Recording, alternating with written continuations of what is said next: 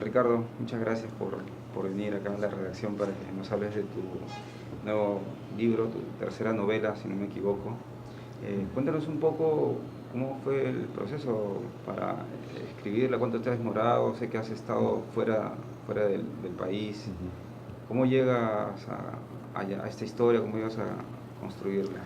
Bueno, en realidad yo tenía ya muchas ganas, después de haber vivido 10 años en Francia, volver al Perú. Quería, bueno, empecé a trabajar como en la Universidad Católica, a reconectarme con el mundo de Lima, y tenía muchas ganas de escribir una novela que suceda íntegramente en esta ciudad, ¿no? Quería reconectarme con las calles, pues eso por un lado. Luego también tenía muchas ganas, luego de haber publicado ya 2 libros, en la Enciclopedia Plástica, No Somos Nosotros, de escribir una novela también que pudiera explorar, en la cual pudiera explorar un poco más de lo que ya venía explorando en estos libros precedentes. Y se dio, pues, la imaginación fue generosa conmigo, puedo decir, y hice una conjunción de circunstancias que me estimularon para escribir esta historia que habla justamente de un hombre que tiene 3 brazos, ¿no? Esto se origina, como te digo, por una conjunción también de anécdotas muy cercanas. La historia empieza cuando un anciano, un hombre, ha muerto, y en determinadas circunstancias específicas, una nueva enfermera encuentra, pues, que ese sujeto tenía 3 brazos, pero la familia ya lo sabía, era un secreto familiar. En ese sentido están los viejos temas de mi narrativa, que son los temas familiares. Y a partir de allí el narrador trata de reconstruir la memoria de su padre a través de la memoria del hijo, para darle una vida literaria, si quieres, a este tercer brazo, ¿no? que va a actuar durante toda la novela. Y ya que me preguntaste por el proceso, también mi novia, la actriz Katy Serrano, me impulsaba también a escribir algo distinto, algo nuevo, ¿no? Entonces ella siempre contaba, cuando ella se presentaba a sus amigos y todo, la anécdota, ella siempre decía, bueno, yo iba a ser gemela, pero me comí a mi hermana, ¿no? Y solo nací yo. Entonces esa anécdota se me quedó en la cabeza. Entonces tenía yo la imagen de mi padre, que ya tiene más de 90 años, tenía esta anécdota de ella y las fusioné, las integré. Entonces dije, bueno, que se trate de un hombre que tiene 3 brazos y que él va a contar esa anécdota, ¿no? Este hombre cuenta que él, lo que le pasó fue que se devoró a su hermano gemelo, ¿no? Que sabía esto es clínicamente posible, o sea, no que se lo devore, sino que se degrade un cuerpo cuando van a nacer 2, y solo nace uno, pero en el proceso de gestación puede que algún miembro de ese otro hermano ya fallecido se quede adherido, ¿no? Por eso hay personas, pues, con 2 cabezas, 3 piernas, o con órganos adicionales. Bueno, este hombre nace con un tercer brazo. Entonces, ese tercer brazo es una suerte de hermano no nacido. Entonces me permitió, pues, poder fabular, imaginar una serie de historias, jugando también con la ambigüedad de ese tercer brazo que forma parte de este sujeto, pero a su vez también tiene cierta autonomía, ¿no? Y esta ambigüedad de hasta qué punto hay un control o no de parte del poseedor del tercer brazo, me dio juego para una historia que también tiene toques policiales. Sí, también esta historia de un brazo, que es el título de la novela, algunos críticos, incluso en la contratapa, dice que es una novela rara, ¿no? Ajá. Algunos han comentado que es un poco grosera, y luego un poco más surrealista.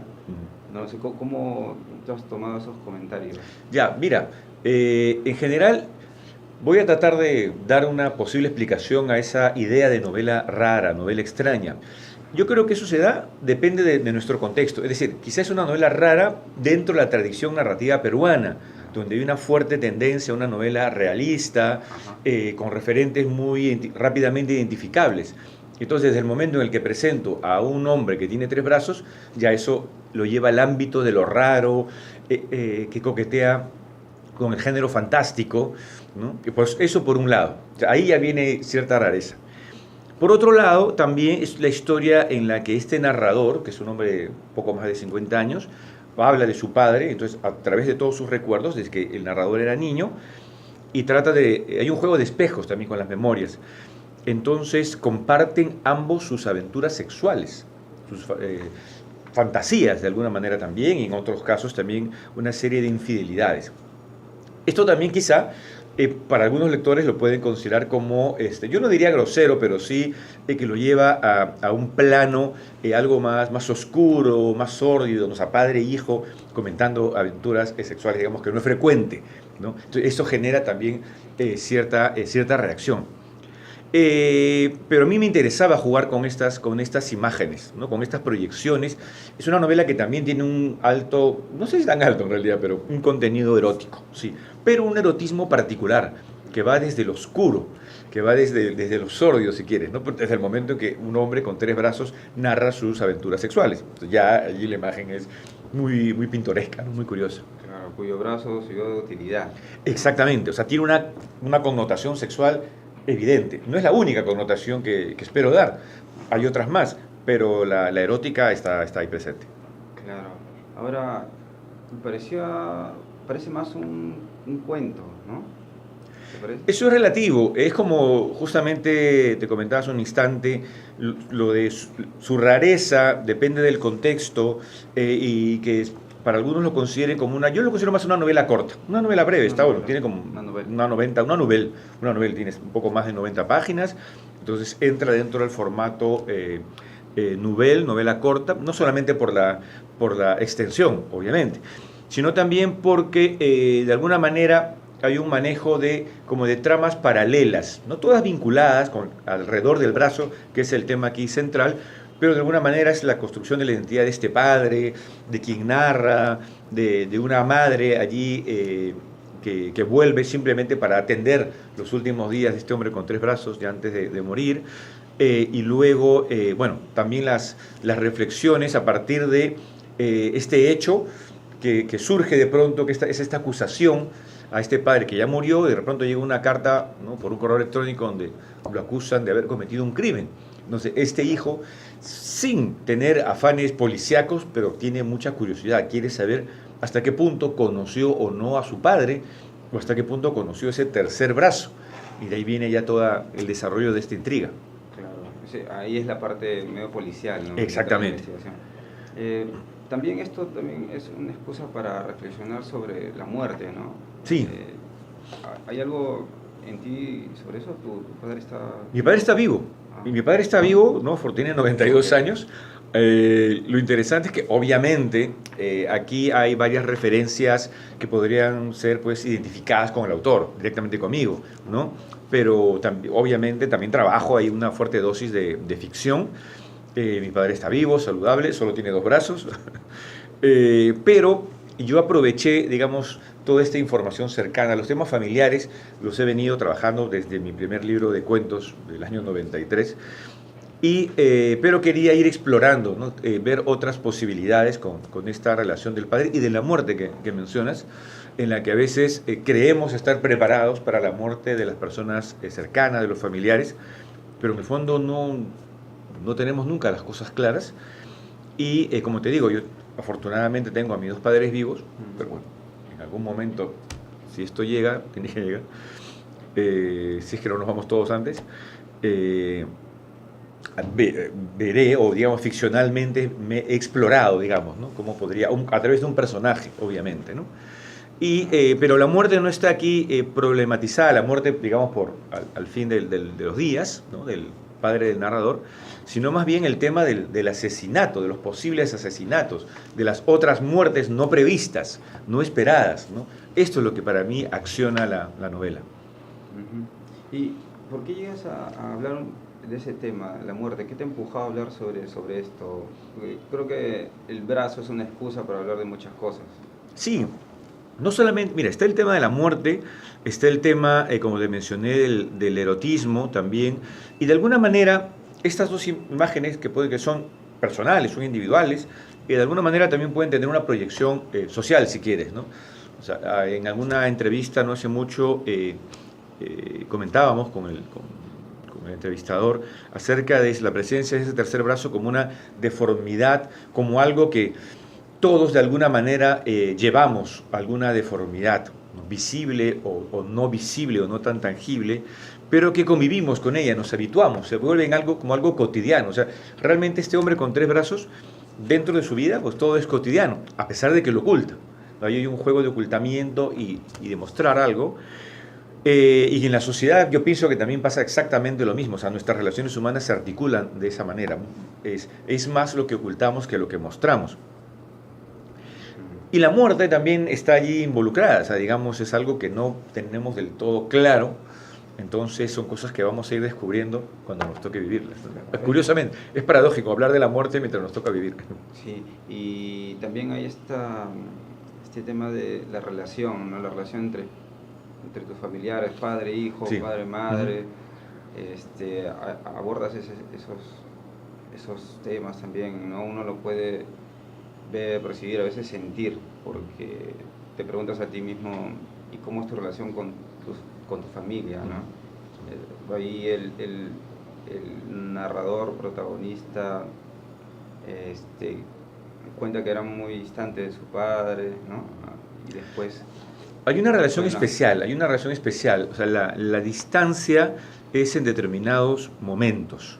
Luego, digamos, hay otro tipo de aproximaciones con el padre, ¿no? Es decir, a través de estas historias eróticas, a través de estas confesiones de sus respectivas infidelidades en momentos distintos y específicos de sus vidas, establecen una comunicación, ¿no?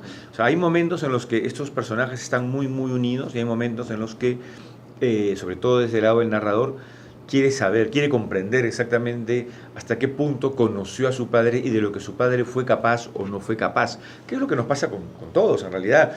O sea, podemos convivir con personas con las que tenemos grandes afectos, ¿no? Grandes sentimientos, pero que no tampoco tenemos que dominar, ¿no? todo su espectro de sensaciones, de sentimientos.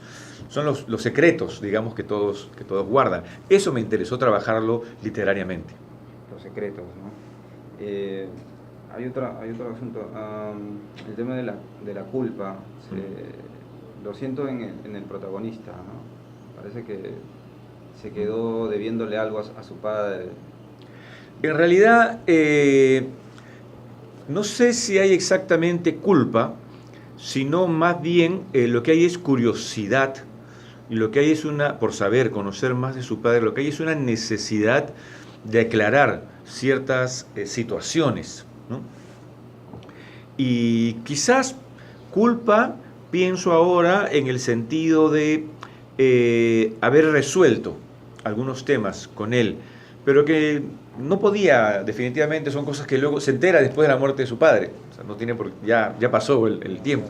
El asunto es con lo que le queda. Lo único que le queda al narrador es la memoria, es el recuerdo de su padre. Y la memoria de su padre. Por eso te digo que es un juego también de correspondencias. El narrador nos habla de su padre y nos habla de los recuerdos de su padre, cómo se van fusionando con los propios recuerdos de quien cuenta esa historia. Y claro, allí hay ajustes de cuenta. Y en los ajustes de cuentas, pues hay ganadores, hay perdedores, hay alguien que se siente triunfador y otro, los perdedores y sus respectivas culpas, digamos, ¿no? Que viene como parte de todo el proceso.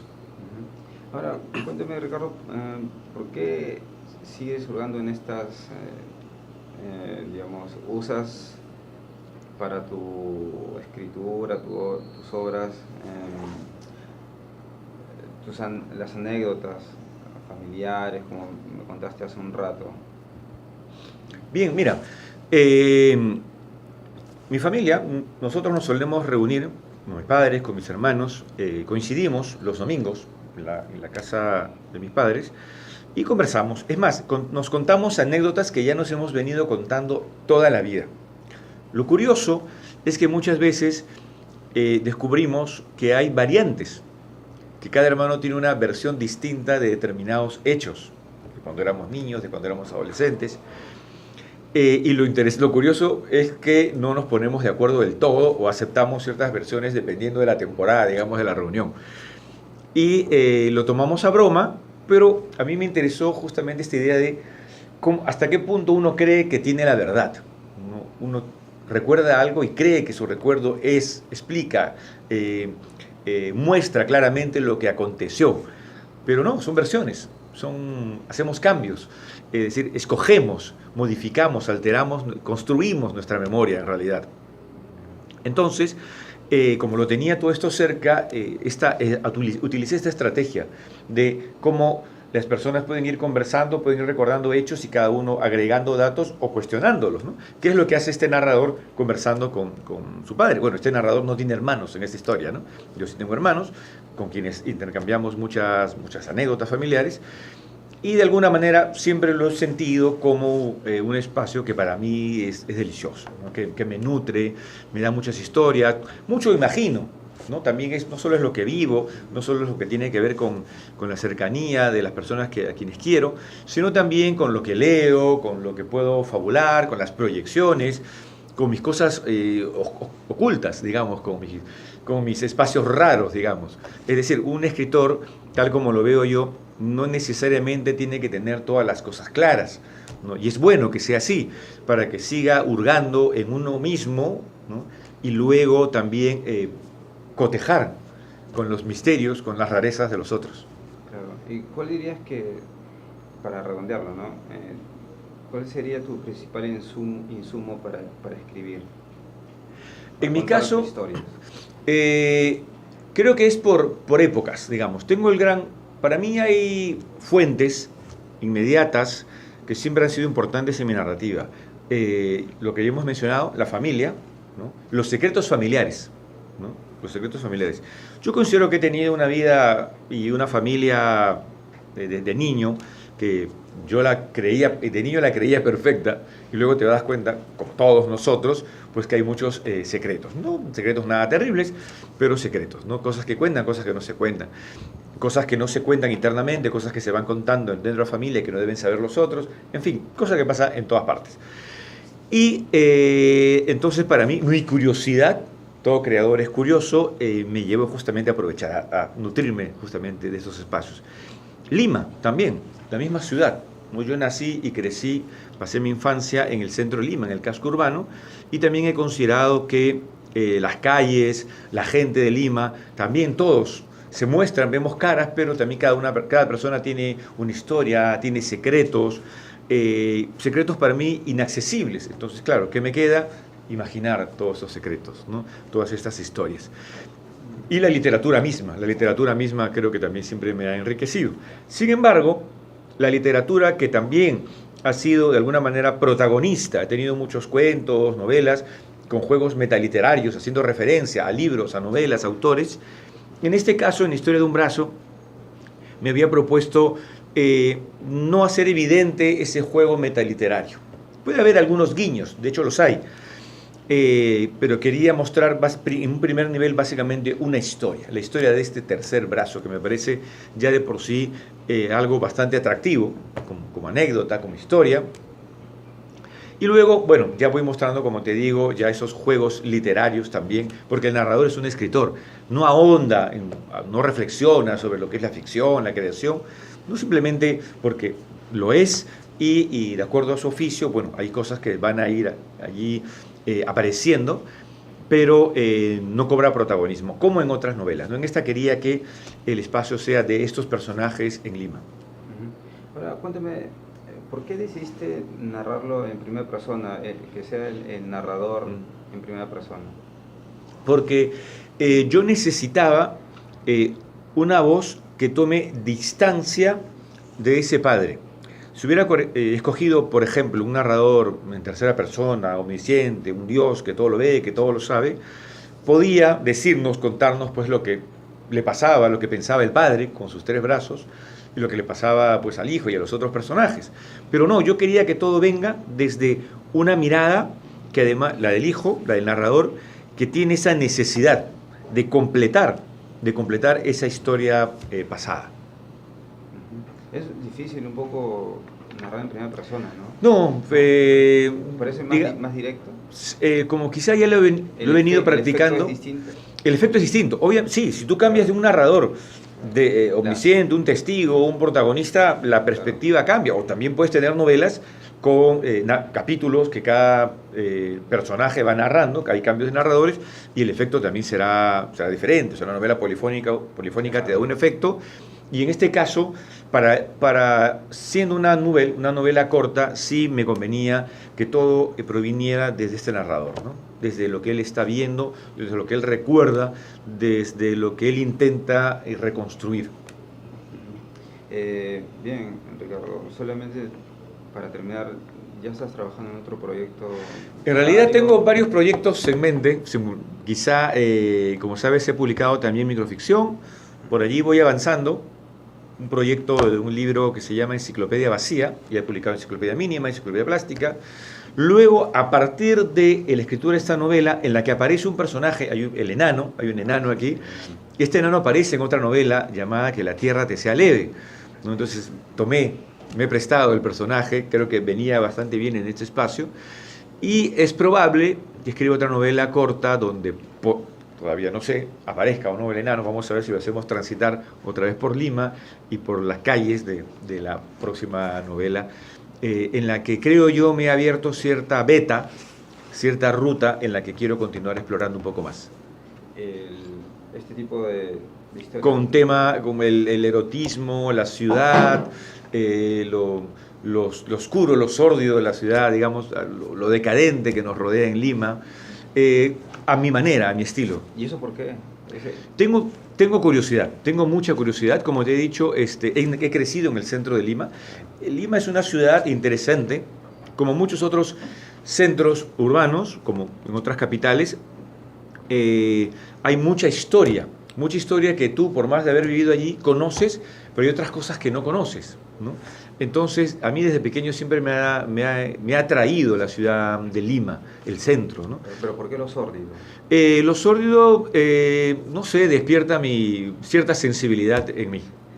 Sí, es algo oscuro que debo tener por allí y que agradezco tener todavía. Claro. Solamente para terminar, ¿y en Francia qué hiciste?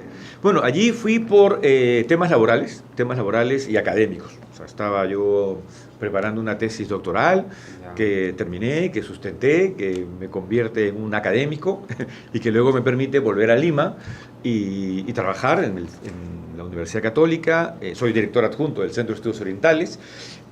Estoy muy vinculado también con la literatura oriental, sobre todo ahora con la literatura coreana, ¿no? De hecho, soy profesor de un curso de literatura coreana, que no se conoce mucho, o sea, trato de difundir. Y esta literatura asiática creo que de alguna manera también influye mi literatura, ¿no? ¿En qué exactamente? Por ejemplo, si piensas en la literatura china, japonesa, coreana, sobre todo, por ejemplo, la literatura japonesa, hay literatura donde aparece lo urbano de una manera cotidiana, pero también como con muchas compuertas, donde hay esos elementos eróticos, donde hay elementos refinados, donde puede haber también un erotismo a su vez sórdido, oscuro, pero refinado. Ojo, yo hablo de lo sórdido y lo oscuro, pero no desde la vulgaridad. No es lo que precisamente me interesa, sino más bien desde una sofisticación. Okay. Bueno, ¿y qué encuentras en esa literatura que no hay en el resto? Es que es una literatura que obedece a una cultura totalmente distinta a la nuestra, muy distinta a la literatura asiática, a la coreana en particular, o la japonesa con la latinoamericana, y la peruana también. Tienen estos aspectos, por ejemplo, el desarrollo del erotismo, ¿no? Desde esas perspectivas que te acabo de mencionar, un refinamiento de la sordidez. Como tienen influencia en el caso coreano del confucianismo y del budismo también, son culturas en las que el sincretismo es muy importante, ¿no? Entonces hay toda esa fusión. Quizá en eso sí compartimos un poco en el Perú, una visión sincrética, ¿no? Tú puedes ser católico, pero puedes tener pues, creencias en los apus y otras cosas más. Me interesa justamente cómo tienen esa visión de las relaciones humanas, de la relación con el espacio, ¿no? En la literatura coreana, la relación entre los personajes y su tierra natal, el lugar donde has nacido, es casi un género, ¿no? Hablar de cómo las historias en las que vuelves a tu tierra, vuelves a tu espacio. Y, por ejemplo, en mi anterior libro, No somos nosotros, sí aparece también como tema, el hecho de volver a Lima. ¿no? Viviendo en Francia, ¿no? El hecho, es decir, llevar a Lima, querer volver a Lima, pero al mismo tiempo haber llevado tu ciudad. En esta novela, a través de la memoria también, viviendo en Lima, pero estás volviendo a Lima, en distintas épocas, ¿no? Porque se habla de los recuerdos del padre de los años 40, de los años 50, de los años 70, hasta los 90, también en momentos críticos para nosotros, 80s y 90s, y hasta la actualidad, pleno siglo XXI. ¿Y puede darnos algunos títulos de estas novelas asiáticas que a ti te han atrapado? Mira, puedo mencionar... Nombre de los autores. Nombre de los autores. Hay un escritor coreano que me gusta mucho, que podría ser un premio Nobel tranquilamente, creo que ha sido ya nominado varias veces, se llama Ji Mun-yeol y tiene dos novelas que me encantan, entre toda su obra maravillosa. Una se llama El Poeta, es una novela extraordinaria, que tiene varias ediciones en español, y otra novela, El Pájaro de las Alas de Oro, que ha tenido una traducción y se ha publicado aquí en el Perú por Estruendo Mudo. Hay otra autora que es extraordinaria, ella se llama Han Kang, y la novela se llama La Vegetariana, que es una novela que ha ganado el premio Mount Booker de traducción, que acaba de publicar otra traducción en español de una novela llamada Actos Humanos, novela maravillosa. Son estos dos autores que te mencionaría para picar el diente a los lectores. Muy bien. La última. ¿Tuviste actividad literaria ahí en Francia? Sí. De alguna manera, bueno, yo vivía en Burdeos, una ciudad hermosa, pero pequeña, y eso me permitía de alguna manera pues poder vincularme con otros escritores de la región. De alguna manera era parte de ese grupo de escritores regionales, ¿no? Y era muy interesante porque hay mucha actividad cultural. Y en cuanto a la actividad literaria, pues hay ferias de libro. Están en todo el país, en Francia están muy bien organizados en la organización de estos eventos, tratan con mucho respeto a los artistas, a los escritores, se organizan pues lecturas, ¿no? Públicas, visitas a bibliotecas, a colegios, y eso me pareció sumamente interesante también para aprender un poco de los procesos narrativos de otros escritores, ¿no? En Francia, lo que, entre muchas cosas, me encantó la libertad de los escritores, ¿no? O sea, son autoras que no están preocupadas por cumplir con los géneros, ¿no? Que esto es una novela, o cumplir con el cuento, cumplir con el poema. La hibridez, digamos, que ya se practica en muchas literaturas, en Francia es algo prácticamente natural, ¿no?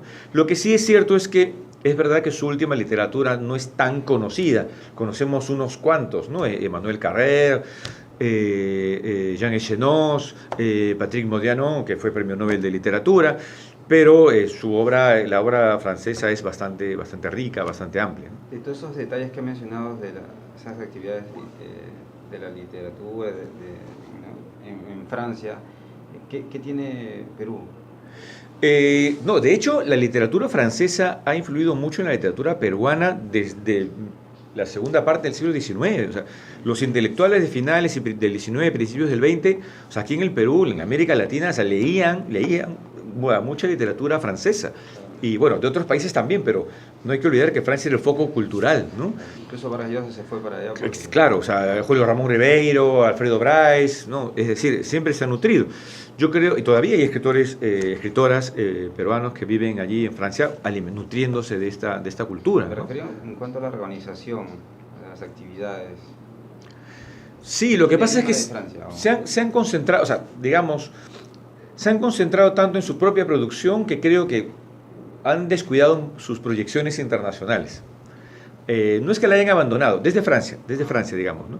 Por eso conocemos autores, pero hay mucha producción que valdría la pena conocer, traducir. Bueno, la Embajada Francesa aquí en el Perú realiza también una excelente labor en la difusión de autores franceses. Anualmente llegan 2 o 3 escritores, si no más, que están en Lima, van a Arequipa, van a ferias de libros, ¿no? Al Cusco, etcétera, y esa es una buena labor de difusión de esta literatura.